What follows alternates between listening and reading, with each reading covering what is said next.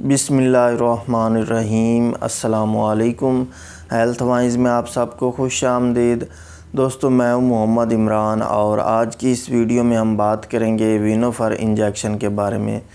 तो फ्रेंड्स, शायद आप जानते हो कि ये इंजेक्शन खून की कमी के लिए यूज़ होता है।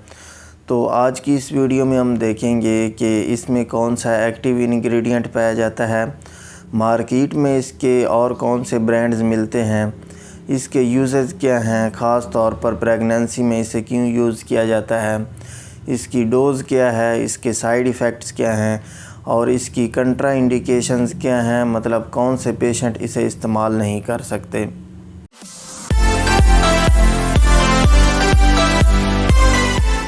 तो सबसे पहले बात करते हैं इसके एक्टिव इंग्रेडिएंट की। तो इसमें आयरन सुक्रोज़ एक्टिव इंग्रेडिएंट पाया जाता है। मार्केट में इसके दूसरे ब्रांड्स की बात की जाए तो ये आपको बिस्लेरी के नाम से मिल जाता है, मेडियस के नाम से मिल जाता है, सुक्रोसी के नाम से मिल जाता है। इसके अलावा और भी काफ़ी ब्रांड्स इसके मिलते हैं। तो ब्रांड नेम जो है ये एरिया और डॉक्टर के हिसाब से चेंज होता रहता है, जबकि इसका जेनरिक नेम सेम रहता है।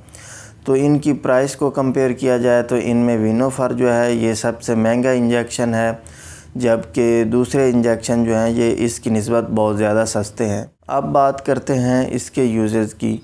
तो जैसा कि मैंने बताया है कि इसे खून की कमी के लिए यूज़ किया जाता है, जिसके लिए मेडिकल टर्म अनीमिया इस्तेमाल की जाती है। तो इसे आयरन डेफिशिएंसी अनीमिया में यूज़ किया जाता है, मतलब आयरन की कमी की वजह से अगर खून की कमी हो जाए तो उस वक्त इसे यूज़ किया जाता है। तो ये मसला ज़्यादातर क्रोनिक किडनी पेशेंट में होता है, मतलब गुर्दों के जो पुराने मरीज़ हैं उनमें ये मसला देखा जाता है। इसके अलावा प्रेगनेंसी के दौरान आयरन की बॉडी में बहुत ज़्यादा कमी हो जाती है, जिसकी वजह से खून की कमी हो जाती है। तो प्रेगनेंसी में भी इसे यूज़ किया जाता है। तो अगर प्रेगनेंसी में इसके एनीमिया को ट्रीट ना किया जाए, आयरन डेफिशिएंसी एनीमिया को, तो बहुत से मसाइल बन सकते हैं। एक तो प्री टर्म बर्थ हो सकती है, मतलब बर्थ जो है ये वक्त से पहले हो सकती है। इसके अलावा डिलीवरी के वक्त बेबी का जो वेट है वो बहुत ज़्यादा कम होता है। इसके अलावा पोस्टपार्टम एनीमिया का मसला बन जाता है, मतलब अगर ऑपरेशन होता है तो उसके बाद बहुत ज़्यादा खून की कमी हो जाती है, जिसकी वजह से शायद खून की बोतलें भी लगवानी पड़ती हैं। तो पहले अगर इसे ट्रीट कर लिया जाए, खून की कमी को पूरा कर लिया जाए, तो इस तरह के मसले नहीं बनते। तो प्रेगनेंसी में ख़ास तौर पर इसका ख़ास ख्याल रखा जाता है कि आयरन डेफिशिएंसी एनीमिया ना हो। इसके अलावा ऐसे पेशेंट जो कि औरल आयरन थेरेपी नहीं ले सकते किसी भी वजह से, तो उनमें भी इसे इस्तेमाल करवाया जाता है।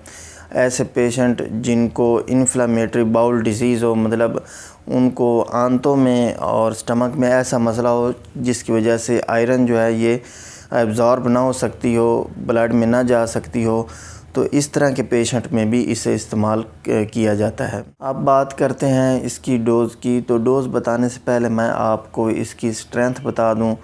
तो इसका इंजेक्शन जो है ये 5 ml में आता है और इसके 5 ml में 100 mg आयरन सुक्रोज़ पाया जाता है, मतलब एक इंजेक्शन में 100 mg आयरन सुक्रोज़ मिलता है।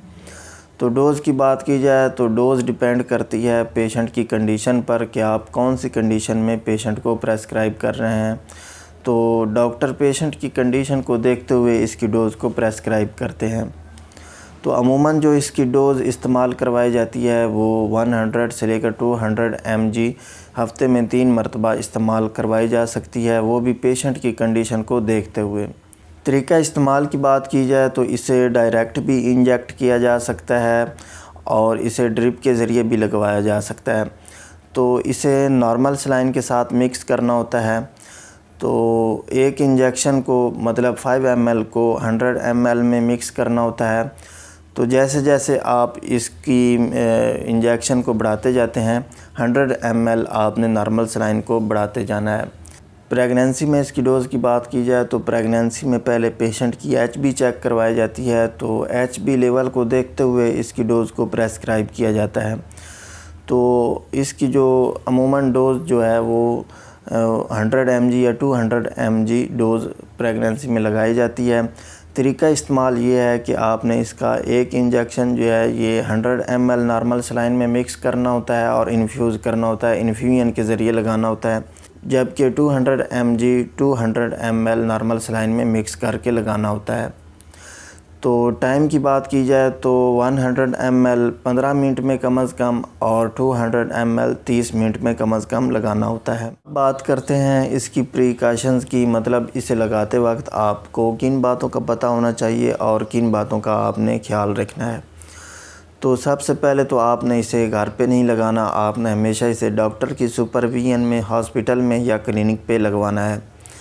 तो सबसे पहले इसकी टेस्ट डोज़ दी जाती है जिसमें ये पता चल जाता है कि पेशेंट को इससे रिएक्शन तो नहीं है। तो अगर रिएक्शन वगैरह ना हो तो इसकी कंप्लीट डोज़ दी जाती है। अब बात करते हैं इसके साइड इफ़ेक्ट्स की, मतलब इसके इस्तेमाल से कौन कौन से नुकसानात हो सकते हैं। तो इससे एक तो पेशेंट को हाइपोटेंशन का मसला बन सकता है, मतलब ब्लड प्रेशर बहुत ज़्यादा लो भी हो सकता है, और हाइपरटेंशन का भी मसला बन सकता है, मतलब ब्लड प्रेशर बहुत ज़्यादा हाई भी हो सकता है। तो इसलिए पेशेंट का ब्लड प्रेशर जो है ये भी साथ साथ चेक करते रहें। इसके अलावा सर दर्द का मसला बन सकता है, डायरिया का मसला बन सकता है, कमर दर्द का मसला बन सकता है, मसल्स क्रैम्प्स का मसला बन सकता है। तो ये इसके मोस्ट कॉमन साइड इफ़ेक्ट्स हैं। तो ये पेशेंट टू पेशेंट वेरी करते हैं, हर पेशेंट में सारे साइड इफ़ेक्ट शो नहीं होते। बात करते हैं इसकी कंट्राइंडिकेशंस की, मतलब कौन से पेशेंट इसे इस्तेमाल नहीं कर सकते। तो सबसे पहले तो ऐसे पेशेंट जो इसे हाइपर सेंसिटिव हों यानी एलर्जिक हों वो इसे इस्तेमाल नहीं कर सकते। इसके अलावा ऐसे पेशेंट जिनमें खून की कमी यानी अनीमिया जो है ये आयरन की डेफिशिएंसी की वजह से ना हो। इसके अलावा ऐसे पेशेंट जिनमें आयरन की मिकदार बहुत ज़्यादा हो चुकी हो, आयरन का लेवल बॉडी में ज़रूरत से ज़्यादा हो चुका हो, उनमें भी इसे इस्तेमाल नहीं करवाया जाता। इसके अलावा प्रेगनेंसी के जो फर्स्ट ट्राइमेस्टर हैं, पहले 3 माह हैं, उनमें भी इसे इस्तेमाल नहीं करवाया जाता। तो ये थी इसकी कंट्राइंडिकेशंस। अगर आपके माइंड में इसके बारे में कोई क्वेश्चन आए तो आप कमेंट सेक्शन में पूछ सकते हैं, और मज़ीद किसी दूसरी मेडिसिन या मेडिकल रिलेटेड टॉपिक के बारे में जानना चाहते हों तो उसका भी कमेंट सेक्शन में बता दें। अगली वीडियो आने तक अल्लाह हाफ़िज़।